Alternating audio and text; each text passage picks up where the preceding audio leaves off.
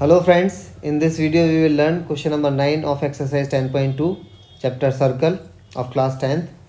First of all, let us read the question. In the given figure, xy and x dash y dash are two parallel tangents to a circle with center O. xy, ये xy है आपका और ये है x dash y dash are two parallel tangents on the circle जिसका centre O है and another tangent A B, एक और tangent A B with point of contact C, जिसका पॉइंट ऑफ कॉन्टैक्ट सी है। तो यहाँ पर देखो ये है अनदर टेंजेंट, ठीक है, ए बी है जिसका पॉइंट ऑफ कॉन्टैक्ट क्या है सी, जो इंटरसेक्ट कर रही है, इंटरसेक्टिंग एक्स वाई एट ए। अब देखो ये जो ए बी है इसने एक्स वाई को कहाँ इंटरसेक्ट किया है, ए पर, ठीक है, ये एक्स वाई था, एक्स वाई को ए पर इंटरसेक्ट करा है। And X dash Y dash at B, और इस ए बी ने एक्स डैश वाई डैश को देखो कहाँ इंटरसेक्ट करा है, इस पॉइंट पर बी पर, ठीक है। प्रूव करो angle A O B is equal to 90 degree. अब देखो इसको कैसे प्रूव करना है। सबसे पहले मैंने लिख लिया गिवन।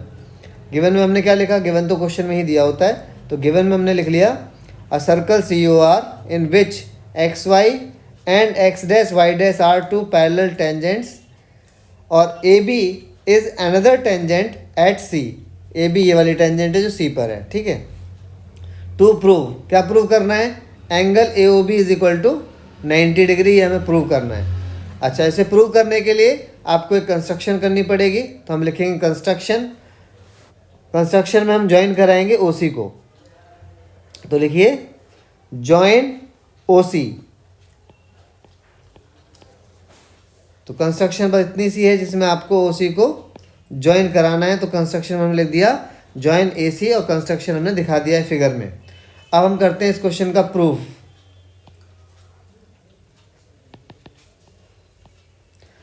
प्रूफ में ध्यान से देखो फिगर को देखो मैं क्या कर रहा हूँ। मैं दो ट्राइंगल मार्क करूँगा, एक ये ट्राइंगल जिसका नाम है ट्राइंगल ओ पी ए और एक ये ट्राइंगल जिसका नाम है ट्राइंगल ओ सी ए। मैं इन दोनों ट्राइंगल को कॉन्ग्रेंट करूँगा और ये कई तरीके से कॉन्ग्रेंट हो सकता है, आर एच एस से भी हो रहा है और एस एस एस से भी हो रहा है, तो हम एस एस एस लगाने वाले हैं। तो कॉन्ग्रेंट करने के लिए सबसे पहले आपको लिखना है ट्राइंगल्स के नाम, तो लिखेंगे in triangle O P A and triangle O C A. अब देखो इन दोनों ट्राइंगल में ओ पी ए ट्राइंगल का ओ पी, ठीक है, ओ पी ए ट्राइंगल का ओ पी और ओ सी ए ट्राइंगल का ओ सी। देखो ये ओ सी और ये है ओ पी, ये दोनों इक्वल हैं। क्यों इक्वल हैं,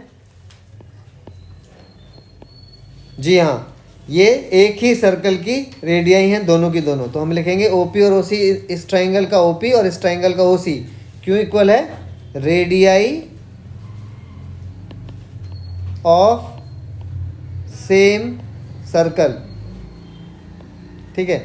अब देखो ओपीए ट्राइंगल में आप ध्यान से देखो फिगर को, ये जो एपी है, ठीक है, ये एपी और ये जो एसी है, ये दोनों इक्वल होंगी। थ्योरम 10.2 से tangents from external point are equal in length, तो ए से जो पी का डिस्टेंस है और ए से जो सी का डिस्टेंस है वो सेम होगा, क्योंकि ये एक ही पॉइंट से सर्कल पर टेंजेंट खींची गई है, पॉइंट ऑफ कांटेक्ट तक उनकी लेंथ हमेशा सेम होती है। तो हम लिखेंगे A P is equal to A C. Theorem 10.2 की स्टेटमेंट लिखेंगे tangents from external point of a circle are equal in length। अच्छा, और ये जो ओ ए है, ओ ए जो है वो दोनों ट्राइंगल में कॉमन है, ऊपर वाले में भी है और नीचे वाले में भी है, तो हम लिखेंगे O A is equal to O A because it is common. अब इस ट्राइंगल की तीनों साइड और इस ट्राइंगल की तीनों साइड इक्वल हो गई हैं, ठीक है, तो हम लिखेंगे therefore triangle O P A is congruent to triangle O C A. और कौन सी कॉन्ग्रुएंसी लगेगी आपको बताना पड़ेगा, तो by side side side congruency rule, इससे ये दोनों ट्राइंगल आपके कॉन्ग्रुएंट हो गए हैं। जब दो ट्राइंगल कॉन्ग्रुएंट हो जाते हैं तो उनके सभी करेस्पॉन्डिंग पार्ट इक्वल हो जाते हैं। अब डायग्राम में ध्यान से देखिएगा, जब ये कॉन्ग्रुएंट हो गया तो ये जो एंगल, ये जो मैं मार्क कर रहा हूँ फिगर पे देखिएगा, ये जो एंगल है ये इसके इक्वल होगा। अब आगे हम इसको पूरा नाम लिखना पड़े उससे अच्छा मैं इनको कोई नंबरिंग दे देता हूँ। तो इसको मैं बोल देता हूँ 1, इसको बोल देता हूँ 2, और आगे इनकी ज़रूरत पड़ेगी इसको 3 और नीचे वाले को 4। तो ध्यान से देखिएगा अब मैं क्या करने वाला हूँ।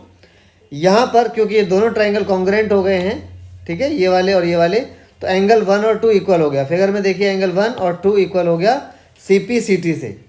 तो हम लिखेंगे angle 1 is equal to angle 2 by C P C T. Corresponding parts of congruent triangles are always equal.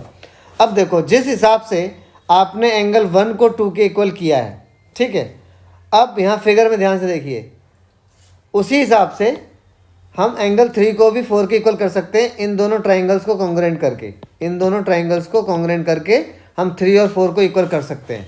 But similar काम करना है, जो ऊपर किया था वही काम अभी करना है, तो आपको पूरा दिखाने की जरूरत नहीं है। आप लिख सकते हैं सिमिलरली वी कैन प्रूव, ठीक है। तो यहाँ पे मैं थोड़ा पार्टीशन बना देता हूँ। तो हम लिखेंगे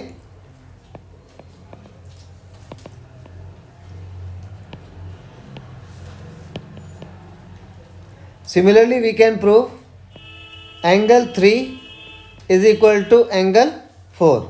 अब देखो यहाँ पर जो पी क्यू है, ध्यान से देखिएगा, ये जो पी क्यू है ये डायमीटर है। कैसे? आपने एक क्वेश्चन किया था, tangents at the end points of diameter are parallel. यहाँ पे कन्वर्स लग रहा है, यहाँ पर ये दोनों टेंजेंट क्वेश्चन में दिया हुआ है X Y is parallel to X dash Y dash.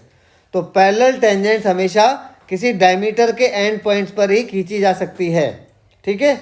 आपने ये क्वेश्चन किया था, 4th था शायद, या 4th या 5th रहा होगा, 4th ही था, इसी एक्सरसाइज में, जिसमें आपने ये प्रूव किया था tangents at the end points of diameter are parallel. यहाँ पे ये टेंजेंट्स पैरेलल है, इसका मतलब पी क्यू जो होगा वो डायमीटर होगा। तो हम यहाँ पे दिखाएंगे हेयर पी क्यू इज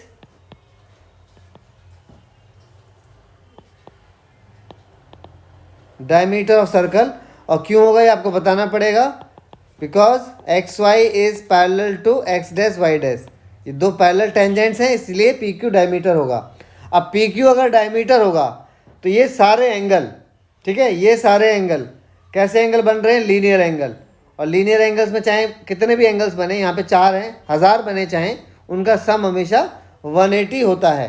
तो हम लिखने वाले हैं यहाँ पर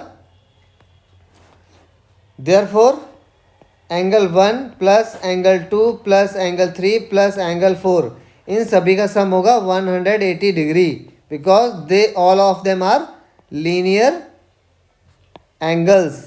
एक ही लाइन पे बनने वाले एंगल्स हैं, तो इन चारों का सम होगा 180। और अभी थोड़ी देर पहले आपने प्रूव किया था, ये देखो जहाँ पे मैं हाईलाइट कर रहा हूँ, एंगल 1 इज इक्वल टू 2।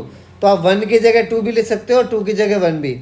और आपने प्रूव किया था एंगल 3 इज इक्वल टू 4, तो 3 की जगह हम 4 भी लिख सकते हैं और 4 की जगह 3। तो हम लिखने वाले हैं, देखो क्या, हमें एंगल ए ओ बी को 90 प्रूव करना है, ठीक है। यहाँ पे देखो हमें प्रूव क्या करना है, angle A O B is equal to 90। देखो ये प्रूव करना था, angle A O B is equal to 90। तो ए ओ बी इस फिगर में देखो, ए ओ बी कैसे आएगा, किन एंगल को यूज़ करके आ रहा है? 1 और 4 तो इसमें यूज़ ही नहीं हो रहे, तो इसमें यूज़ हो रहा है 2 और 3। तो हम इन सभी को 2 और 3 में कन्वर्ट करेंगे। तो हम एंगल 1 की जगह लिख देंगे 2, 2 को 2 रहने देंगे, 3 को 3 रहने देंगे, और एंगल 4 की जगह लिख देंगे 3, क्योंकि हमने प्रूव किया था थोड़ी देर पहले angle 4 is equal to 3 and angle 1 is equal to 2। तो 2 की जगह लिख दिया 1 और 4 की जगह लिख दिया 3। आप चाहो तो यहाँ रीज़न दे सकते हो, because angle 1 is equal to 2 and angle 4 is equal to 3। तो ये हमने यूज़ किया है। अब यहाँ पे देखिए, एंगल 2 प्लस एंगल 2 हो जाएगा twice of angle 2 and angle 3 plus angle 3 हो जाएगा twice of angle 3 is equal to 180 degree. इन दोनों में से आप 2 कॉमन लेंगे, ठीक है, तो ये बचेगा angle 2 plus angle 3 is equal to 180 degree. और ये जो 2 है राइट साइड में जाकर के आप इसको डिवाइड कर देंगे 180 से, तो आपका आ जाएगा angle 2 plus angle 3 is equal to 90 degree. और अब फिगर में देखिएगा ध्यान से, एंगल 2 प्लस एंगल 3 से कौन सा एंगल बन रहा है, ठीक है। फिगर को देखो ध्यान से, यहाँ पर देखो एंगल 2, ये है एंगल 2, ये एंगल 3, अगर ये दोनों ऐड हो जाएं तो कौन सा एंगल बनेगा, देखो कौन सा एंगल बन रहा है, ये वाला एंगल बन रहा है। और इस एंगल का नाम क्या है, एंगल AOB। तो हम यहाँ लिखेंगे एंगल 2 प्लस एंगल 3 से बन गया angle AOB is equal to 90 degree. यही आपको इस क्वेश्चन में प्रूव करना था। ये बहुत इंपॉर्टेंट क्वेश्चन है, ठीक है। तो आप इसको कई बार प्रैक्टिस कीजिए और बिना देखे करने की कोशिश करिए। एक बार देखने के बाद तब आपको पता चलेगा आप इस क्वेश्चन को कर पा रहे हैं कि नहीं कर पा रहे। ये बोर्ड में पूछा जा सकता है, इंपॉर्टेंट क्वेश्चन है, आप इसको प्रैक्टिस कर दिए, ठीक है।